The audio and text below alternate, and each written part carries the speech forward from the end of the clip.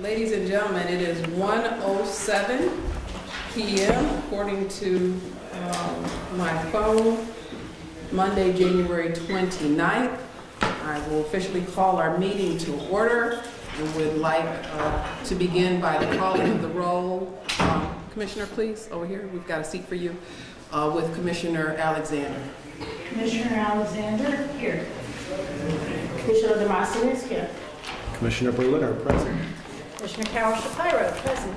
Commissioner W. William Smith, present. Kathy Kiley, counsel to the board, present. Tina Stanford, Chairwoman, present. Tana Agostini, Commissioner, present. Commissioner Sharkey, present. Commissioner Parole. Commissioner Otis Cruz, present. Commissioner Drake, present. And Commissioner Davis, present. Also joining us from Border Patrol staff, please identify yourself for the record. And also from the Department of Corrections, we've got other staff in the room, by name only at this point. Patrick Bailey. Okay. And? Ken Wine. Thank you so much. We've handed out the minutes from our last meeting, which was November 27th of 2017. If you would take this opportunity to review that, please. And while you all are doing that, I would like to welcome the public in attendance. Some of you we've seen before, some of you are new faces. We welcome you to our public meeting.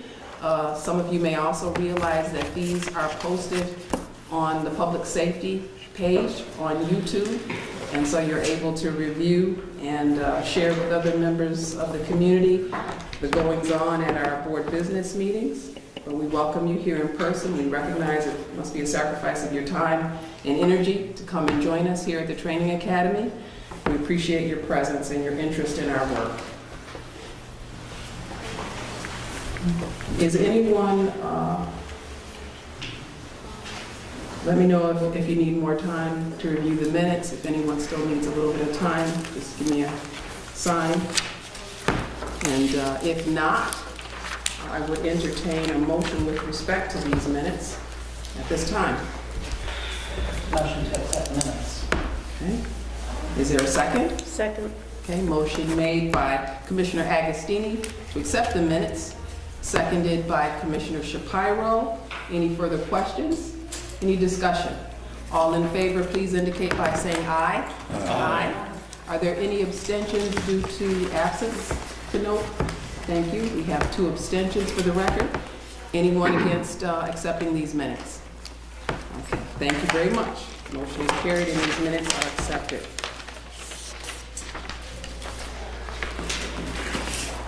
Okay, right at the outset, I would like to begin with just a brief report of the status of the work group that has been diligently looking at our board schedule to try to accommodate higher caseloads from month to month occasionally. In just one moment, we've got a few more people joining us. We want to give them chairs so that they can sit. Just 1 second, sir and madam. We'll get you some seats.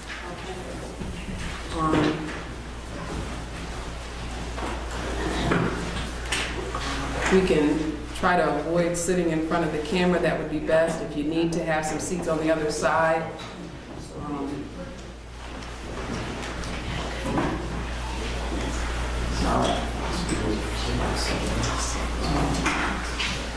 Please remind us who's a part of your work group and how many meetings you have had and where you're at so far. Sure. The members of the work group include Commissioners Agostini, Cruz, Berliner, myself, and Commissioner Krangle. Commissioner Krangle's kind of been taking the lead on it. He did ask me just to go over a couple things today, and the majority of our documentation specialist, Commissioner Agostini, has been working with. What we did is in the last week or so, we've sent out a draft of the boards with the possible inclusion of, if we saw a need for a 3-day board, to have the facility identified. The majority of the board members felt, since we were on the road on Mondays, that we could possibly put that board on Monday versus on a Thursday. That would also allow for time to travel.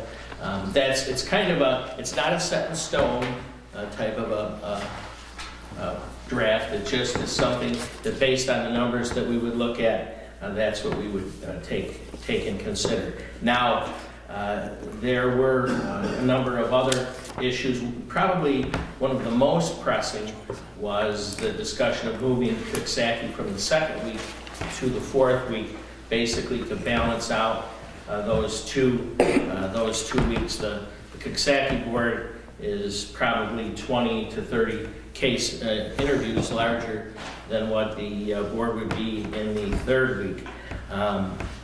And so that's something that would probably be a more immediate consideration. There is some negatives to that, in that by moving it to the fourth week, that is our board week, and obviously a Monday would not be possible. So more than anything, Commissioner Krangle asked that you would review the proposal, and we can discuss that in the future. So. Okay, well, please let us know when you feel we're at the point of asking for a vote, calling for a vote, and then we'll take the further step beyond that of speaking with our counterparts at the department, so the facility can prepare for these changes if that's what we wish to do. Yes? Can I make a suggestion that we just do a straw vote now, so we can see if because most of us have received this, and I think a number of us have reviewed it. I could be wrong, but if just getting a feel, I don't know what the committee thinks, but I think it would be nice to, you've put in so much work, it'd be nice to support that by just seeing if this is a possibility. I'm fine with that. Your phone shut off after about 30 seconds, which is where I had the numbers. So right in the middle of this, to give you an idea, the Green Coxsackie board has been running 75 to 100 interviews, while the Upstate board has been running 45 to 50. Now, one of the advantages to moving it is that you're not really affecting the geography of it. Both of those are Albany boards. So, I know there's been some discussion. I'm fine, and I think to a large degree the committee had or the work group had a understanding of what would be the best thing to do. So sure. So will this vote need to be in two parts then, on the question of moving Coxsackie and on the question of agreement with the facilities that have been identified, possibly starting on Mondays when the numbers are above a certain threshold? I would say at this point we should move on the Coxsackie, Commissioner Cruz and Agostini. That would be my initial. Would be not necessarily to go ahead with the notifying on Mondays, but just to do that one issue and then see after that. That's my. I think that would be sensible to do, Okay. and also we'd want to know if any of the commissioners had any questions in terms of the proposal, the schedule that was sent out. Yeah, I would add only that we've had discussions with staff at the various boards from these facilities about what Monday would look like and whether they felt prepared for that eventuality should it come to pass. Excuse me, but in most cases that has been a staff level discussion, and probably before any formal vote is taken on whether to go to that scenario, we would want to get buy-in and approval from more senior docs folks. And I agree, but perhaps if we let them know there is interest at this point, Right. That's- then they can have their internal discussions and get back to us and let us know if it's perfectly fine with them, if they're on board, do they have any particular requests or considerations that we should be aware of? And then maybe we can have that further discussion by next month's meeting. Okay, Commissioner Cruz, anything to add? You good? Nothing, that's all. All right, so all in favor of moving the Coxsackie interviews to the following week, which would be week 4 of the board week, From 2 to 4. from 2 to 4. of the board month, please indicate by saying aye. Aye. Any abstentions? Any nays? Okay, so I will begin conversation, well, I will certainly notify the department about that change. We may not be able to see it in effect for this month certainly, but maybe by March. So I'll let you know as soon as I find out if it looks like something that's possible for the month of March.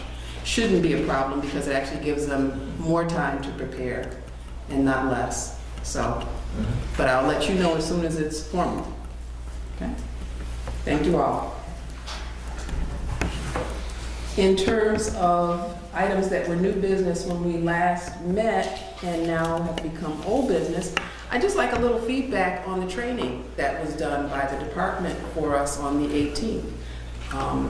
Anyone that was in attendance want to share their impressions of it? Yes, sir. I would like to say that I thought that the training was comprehensive, needed, and excellent. It provided myself and I trust that the other board members would concur with some insights as to what is exactly being offered at what facilities and what we could expect in terms of the processes of certificates and things of the like that have been, strong issues that we discussed during our interviews. So I was really, really interested and just engaged with the presentations of the various directors. It just seemed very needed, and it answered some questions that I had. Anyone else? And for the record, and for the public, we had a training given to us by many of the directors that are responsible for significant programs within the department. They came and they gave presentations on their programs within, under the umbrella of all the program services that the department offers, that the board interacts with that information for each interview. And I agree, it was very comprehensive, and the directors were well received, and we learned. Even some of us who've been here longer than others learned something that day. So I think it was a success in that respect, certainly. And we have another training coming up this Thursday, provided by the Downstate Coalition for Victims. And that should be an interesting training as well. And there will be another 3-hour training at least. And I appreciate those of you who are participating in that. I've decided, because the training from program services within the department was so successful, I'd want to do that at least once a year. And certainly if we have new board members, we'll have that presented again before the end of this year. So I hope to see you all by video or in person this Thursday for another good training. And then we'll be setting up additional trainings beyond that. I'd like to try to get at least one or maybe 2 done a month. One may be a lot, given the fact that the caseloads are such that it's Thursdays become critical days to get other office and board business done. So maybe 1 training day a month, maybe as much as we can accomplish presently. I want to also remind you that we have a membership that expired, the Association for Parole Authorities International. Our group membership expired in 2017. I think there were enough of us, I think you had to have at least 14 members to get a group membership and somewhat of a discounted rate. We were able to get information by email about conferences, webinars, things like that. I think it's a worthwhile group to be a part of. These are our colleagues from other states and in fact, internationally. And so I, for one, would like to be a member. If I have to be a member by myself and get an individual membership, I think it's worth it. But if we can get the group discount, I think it's worth it. And I can't remember now what we paid when it was $14 per person. I promised I'd get that information out, and I will do that before our next board meeting. But today we brought the membership applications for the other group that I shared information on, which is the New York State Minorities in Criminal Justice Incorporated. It started off just as a docs-only group that largely educates people within the department so that they can do better and grow professionally. They have seminars across the state. They have conferences. They have a big conference once a year and smaller conferences regionally. People from the department in all titles attend these seminars and learn a great deal about the department and ways to advance personally and professionally. They have all kinds of workshops. So we have those applications here for you. Group membership isn't really an option here, but it's very affordable. The highest dues are $35 a year. I've already joined. Can't say enough about it. I think you also have received now by email the announcement about women in corrections. The Hudson region is having their symposium conference coming up in the next few weeks, but I told another staff person with the board, I think a preliminary hearing officer who was inquiring about it, and she's from out west, I said, you know, they offer these regionally. So you really just need to kind of link in with the local region, the local chapter, so to speak, of Women in Corrections, and I'm sure they're offering seminars, symposiums, things like that closer to your home office. So, I mean, there's all kinds of information out there. There's all kinds of organizations out there that are really specific to criminal justice, to the work that we do, very informative. I know Commissioner Cruz has participated in some things. I don't know if you had anything you wanted to add to the I just wanted to appeal. remind you about the CASA. Yes, The CASA please. conferences. Well, I believe it was you who sent out an email regarding the CASA conferences. There's quite a few of them across the state. The one that's in the Capital District, I believe, is May 11th. But, you know, the one that's closest to you and most convenient if you plan to attend. And again, another really good place to meet other people within the department that they don't know much about what we do sometimes. And we benefit by knowing a little bit more about what they do. It helps to put names to faces. When you're reading someone's report and you've met them at a conference, I think that's a helpful thing. So, I mean, it's up to you what you join. Again, I'm hoping that we have the interest for a group membership to the Association for Parole Authorities International, but individually you can join any one of these groups and, you know, and you get credit for the training that's reportable as well. The other thing in terms of training is the fact that our new employees all need to go through a 2-week training course. You can also do those regionally, but of course I can't afford to let 6 of you go at one time for 2 weeks in any given month. So I'm going to try to stagger that through this year so that you can get your 2 weeks and be done with it. So more information is to come on that.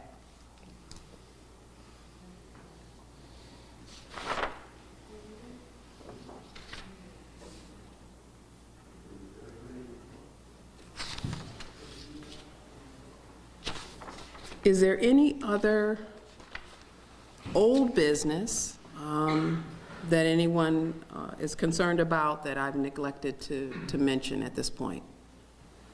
Yes, sir. I had asked, I gotta speak low because I'm sick. But you have to also keep your voice up so that the people can hear you. I'll do the best I can. I'm barely able to be here. I had asked several months back, maybe a year ago, about whether or not when we recommend an inmate for an OMH review, if they are physically seen by an OMH. You recall that situation? You're talking about OMH, Yes, mental health. for a mental health So it's evaluation. Not a physical. We never got a response, whether or not they physically see the inmate when they're supposed to go for a mental health evaluation. Do you recall the situation where we had several inmates? I do, but I also thought that the department confirmed that, yes, in fact, they are supposed to physically. If they see them. did to you, you never got back to me. So, but I mean, no, You had but said I it- think that is their posture, that. You had said at the time that they were going through an agreement with OMH and you didn't want to muddy the waters. But again, if we send an inmate, I mean, if they should be interviewing them personally, but if we send an inmate for a mental health evaluation, we postpone their case. I believe that everybody in this room, even the newer commissioners, expect that when the inmate comes back with a full evaluation, that somebody saw that person in front of them. Well, you come to find out that's not how it's done, or at least that's not how it was done at that point. So, you I know, believe that's how it's done now. it's how it's done now? Yeah. Since the issue that we had Yes. last year? Yes. Okay, so we can be Because we assured. highlighted the problem to them, so I think that, Okay, well, that's why I asked. They were I alerted. was never told, so I still see them not knowing if they actually saw somebody. And staff hasn't been able to answer that question, so, thank you. you're welcome.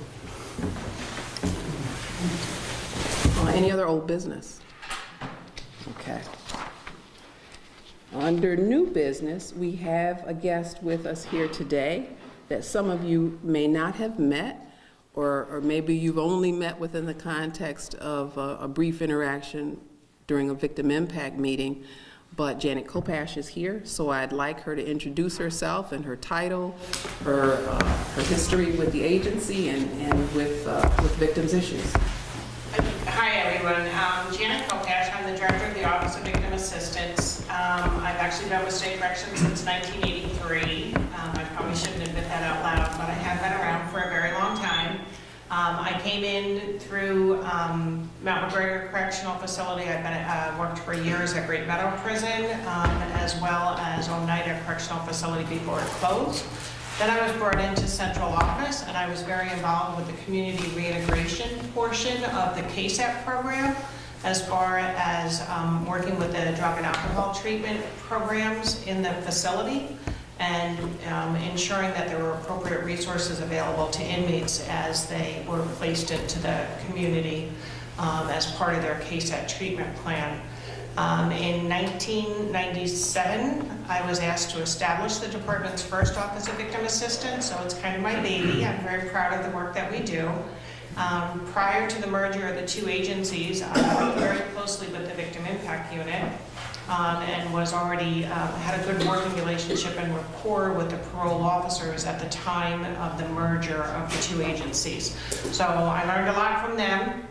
We did a good job, I think, of combining the tasks and really understanding what had previously been the parole obligations to inform victims of what's going on with an offender's case, with what the Department of Corrections had historically been responsible for. They were two very separate and distinct responsibilities, and they've now been blended and merged all together within my office.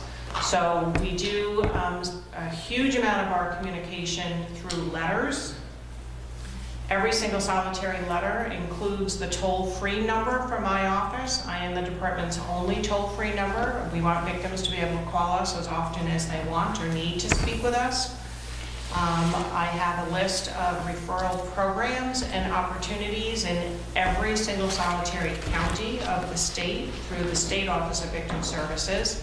So if there is somebody who's particularly traumatized or in need of some additional services, whether it's crime victims compensation, individual counseling, therapy or treatment, some type of medical follow-up, we can do those appropriate community referrals. I do have staff in my office who will travel to various victim impact meeting sites. We try to cover Albany, New York City, and Nassau County as often as possible. And then sporadically, we're covering Rochester and Buffalo. We're hoping to get more coverage in the Buffalo region, at least once a month in the Buffalo region. That office is used a lot for victim impact statements. So the fact that it's utilized as heavily and as often as it is, and the victims don't get the same support and resources with my staff in attendance, really isn't fair to the victims simply because they're from that part of the state. So I am looking to remedy that and have staff travel out to the Buffalo office once a month so that the victims and the board members in that part of the state will have the same resources and availability to speak with members of my office. If anybody ever has any questions, don't hesitate to email me. I'm available by email, I'm BlackBerry or whatever you want to call it these days. And I'm happy to answer whatever questions you have. I work very closely with counsel's office and with the chairwoman. So if I'm scratching my head and not really sure what to do with a case, I know that both of them have always been available to me and more than willing to speak with me and to make sure that I'm clearly understanding what's going on with a particular case. So if anybody has any questions, hi. Hi, how are you? Good. We have not met. so- No, I'm Carol Shapiro. Nice to see you. Question I have is I think that seems that we're pretty good at dealing with stranger victim and heinous crimes. I'm wondering, because I do know from the research, is that families are often the first victims of someone's abuse, whether it be drugs, mental health, and I'm wondering if there's what capacity there is to address what I would call the, you know, really the silent majority of victims in the state, and just curious. So we're talking a little differently. So the statute defines who is and is not able to meet with a parole board member to make a victim impact statement. It does not define who I am able to provide services to. Okay. So if somebody is in custody for a drunk driving offense and unrelated to that, they were emotionally or sexually or financially abusing a family member, Right. we can still provide services to that family member. The difference is that we would not provide an opportunity to give an in-person or telephone Right. statement because of the statute. We would, however, encourage them to submit some Okay. type of written victim impact statement for the Okay. board to Thank be you. more aware of the totality of that. Well, there also don't seem to have a, you know, no politician is going to take that one up, right? You know, it's not a sexy thing to run for office, but I do think it affects particularly people in public housing, you know, very dramatically. And I do work with the mayor's office to combat domestic violence down in New York City. Okay, great. We've done some case conferencing with them and their officers and with the parole officers who are supervising offenders in an effort to make sure that that offender has a healthy, supportive place to live, but at the same time, safety and security for that For the often right. unidentified victim. Exactly. Because it's not the reason the person was in custody. Okay. So I do have a relationship with them in order to work with exactly the type of scenario great. you're talking about. Thank you. Thank you. Any other questions for Ms. Kopash? Janet, just one quick thing too. I just want to make sure that maybe you just let everyone know that there, as we mentioned, there are certain crimes that people can come in and speak to the board members, certain crimes that people just write in for, but also to make it clear that for those who meet with the board members, they must register with your office, correct?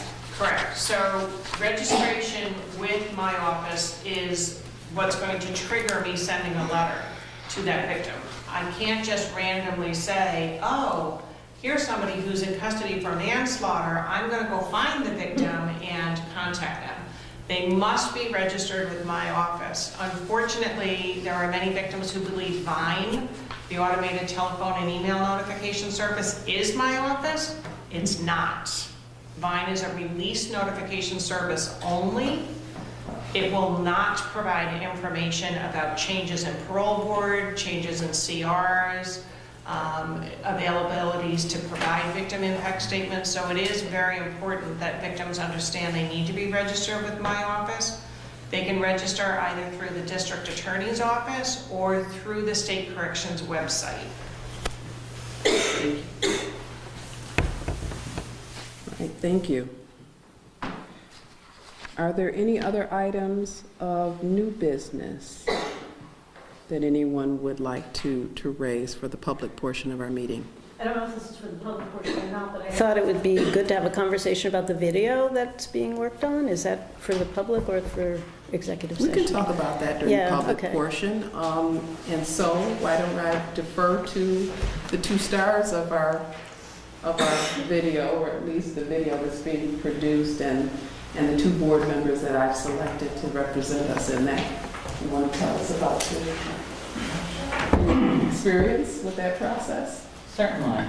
It was an honor and a privilege to be selected and to be a part of it. And I understand that the department is making a video to be a part of their transitional services program that already exists. That helps inmates to prepare for their appearances before the Board of Parole.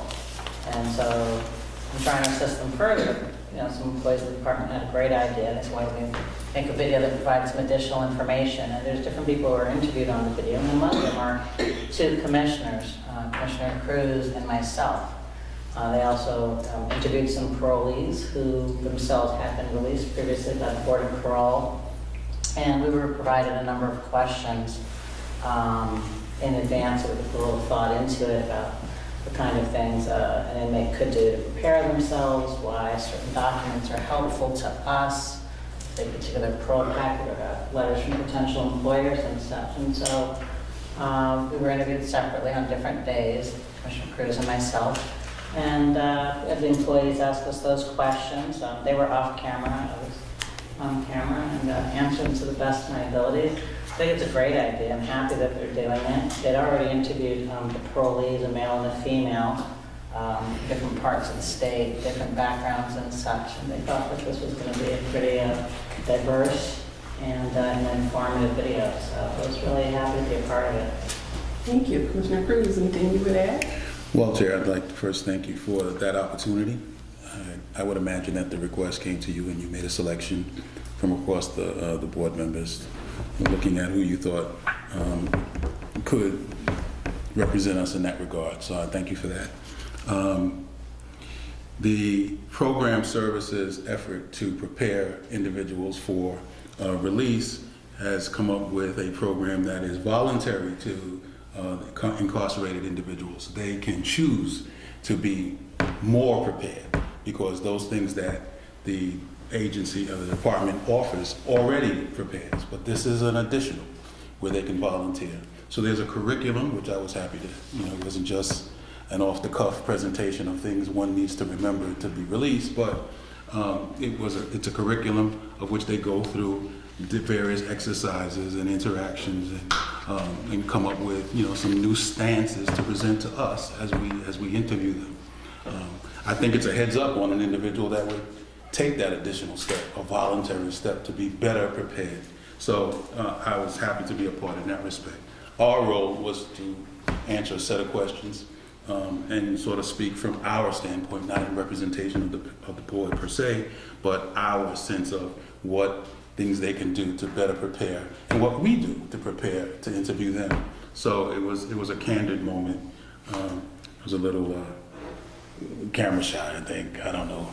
But it went well, and I enjoyed doing it, and I hope it presents well. Thank you. Any questions? Well, I would be interested in seeing the curriculum that the docs uses for this, so that I can, well, maybe everyone else would too, how this fits in, and also the process that the SORCs or other staff are, what is their involvement in this, since they're putting together our files for us? Were they also interviewed? Do you know? I don't know. Yeah, I guess what I'm thinking about, because having worked in prisons and Rikers, these videos are only as good as the process for distribution, for engagement, for feedback. Are the people viewing this, using it? Is it, I just feel like, is this just, obviously it's part of a bigger effort from docs, and I just think it would be helpful to understand that. And I'm a researcher at heart, so of course I'd want to know, is it really, what's going to be the difference, and how would we know, and is it available to everyone? What about people with mental health? What about people who are, under the broad bandwidth of sex offenses, where there's limited opportunities, or people who've committed serious, heinous offenses? Like, I just don't know, because you said it's voluntary. I'm just not clear on who's going to be the beneficiary and the process for rolling this out. Well, perhaps we can ask the person lead responsible, and I think it is Ms. Roldan Hart, who's over transitional services, and she did a presentation for us at our training. And you That I weren't wasn't there. there. So, Great. so she did a presentation, Okay. and she did give some information about it. Not maybe to the level of detail that you're interested in, so perhaps we can have a discrete training and have her come in Very with the interested in that. curriculum, with the handouts, and talk a little bit more about it. Yeah. So if there's more broad interest in that, Okay. then certainly we can do an individual training, or we can I could connect just you to call her directly. Yeah, I could just, do something. So by let me myself. know, the rest of you, if you want more than you got at the training that we did.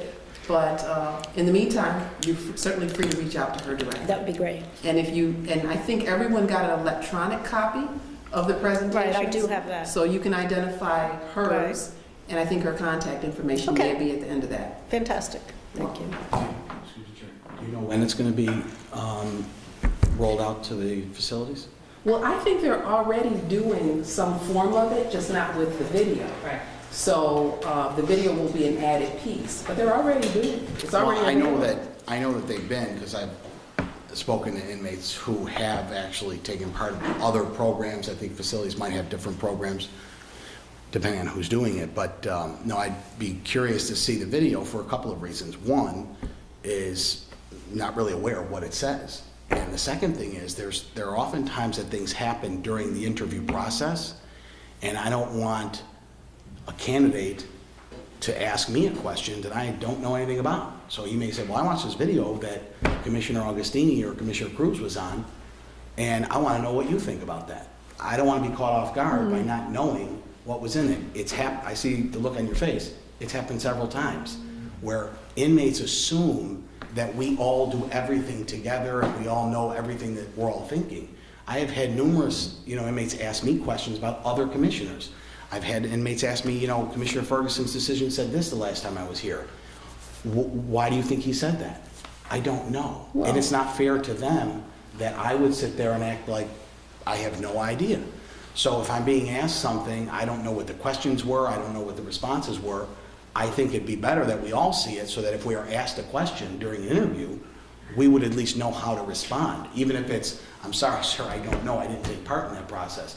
But at least we would intelligently be able, and respectfully, be able to respond. But at this point, if somebody asks me tomorrow, I'd have to tell them you have to talk to Commissioner Cruz. They won't be asking you tomorrow because it's not available yet. And certainly Kathy and I will have an opportunity to review it before it becomes available, and we can have a viewing party so that we can all see. That's what I'm asking, because like I said, it's So we'll do that. difficult. And I also think that when you're asked a question from somebody you're interviewing, depending on the way you answer it, they think you're being either defensive or you don't want to tell them. And that's usually not the case. We just don't know. And sometimes they ask about things that we say, sir, ma'am, talk to your counselor. I don't know that answer for sure. But when they ask things about the board or previous decisions that were made and language in the decisions, it becomes kind of difficult. And I think they think we're being evasive because we can't answer. But of course I couldn't answer for another commissioner. How would I know? So I don't think they always believe that. And again, with this video, there may be some very specific,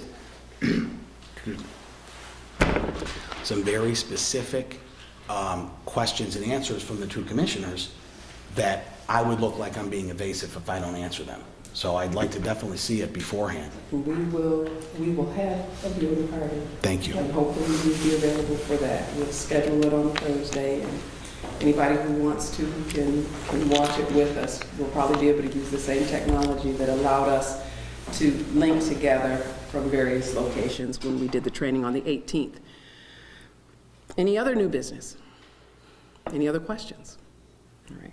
At this point then, I do have just one letter to share. I've talked about the invitations that have been extended to us by the different groups to attend their upcoming symposium. This, I will not read the person's name. It came to me last year. Dear Ms. Stanford, I know it's impossible for you to recall each individual that comes before you. However, my name is blank. I stood before you in August 2016 for a merit release board in which you granted me parole. My family and I will be forever grateful for that. In regards to my release, I've been doing excellent. I've been working at and it gives a major hotel chain in New York City. I successfully completed my 9-month drug program at Camelot in Staten Island, and I will continue to do all in my power to succeed in life. I'm writing this letter because people always have negative things to say when the parole panel releases someone and that person gets rearrested. It's time that society recognizes the times when you release someone and they are a law-abiding citizen. So again, I thank you, and I will write you again next year with another update. Respectfully yours. Again, I read these as often as we receive these, and they come in all of our names. Sometimes they reference the whole panel, sometimes they reference the person that they remember, and I've read a number of these, if you recall, over the last few months, because I think it's important not only for you to know what your decisions mean to people, but also for the public to know what our decisions mean to people. And he makes a good point that the only time you hear about our decisions is when somebody goes awry after they've been released or someone disagrees with our decision one way or the other. So it's good to hear when men and women take this opportunity seriously. They took their time seriously. They changed their lives for the better, and they're committed to living a better quality life. So, for what it's worth.